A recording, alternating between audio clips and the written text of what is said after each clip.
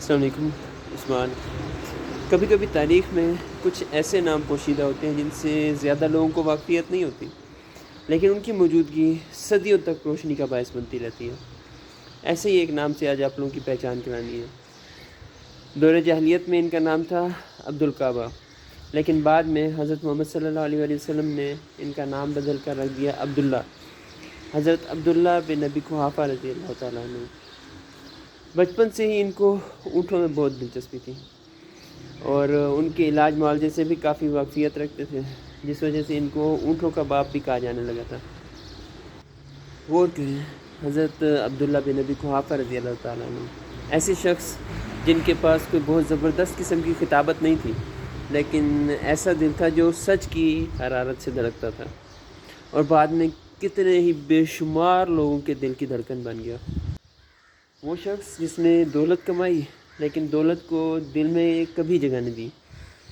وہ محروم کی مدد کرتا، یتیم کو گلے لگاتا اور مظلوم کے آنسو پونچھتا۔ وہ شخص یعنی حضرت عبداللہ بن ابی قحافہ رضی اللہ تعالیٰ عنہ کہ جب اس نے دوستی کی تو ایسے بھرپور طریقے سے نبھائی کہ اپنی مثال آپ ہے۔ سخت سے سخت حالات میں بھی جب پوری دنیا ایک طرف تھی، وہ تنہا سایہ بن کر ساتھ چلتا رہا۔ خطرہ ہو یا جنگل، بیابان ہو یا پہاڑ، اس نے ساتھ نہیں چھوڑا، وہ پیچھے نہیں ہٹا۔ ایک دن جب رات مکمل ہونے پر پوری دنیا ایک طرف تھی اور سچ ایک طرف تھا، حقیقت سامنے ہوتے ہوئے بھی اس کو ماننا مشکل تھا، وہ مضبوطی سے اس طرف کھڑا تھا جس طرف حق کھڑا تھا۔ دنیا حیران تھی۔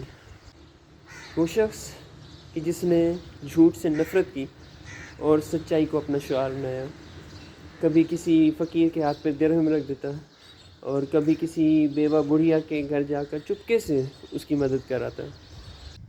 ایسا سادہ، ایسا پاکیزہ، ایسا نرم دل کہ دنیا اسے دیکھ کر اللہ کو یاد کرتی۔ جب وہ اس دنیا سے رخصت ہوا تو باوجود اس کے کہ وہ ایک بہت ہی اعلیٰ مرتبے پر تھا دنیا کے لحاظ سے، اس کا کفن، اس کا سامان، سب کچھ عام لوگوں جیسا تھا۔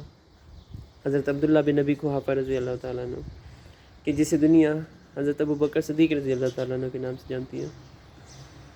جزاکم اللہ خیر۔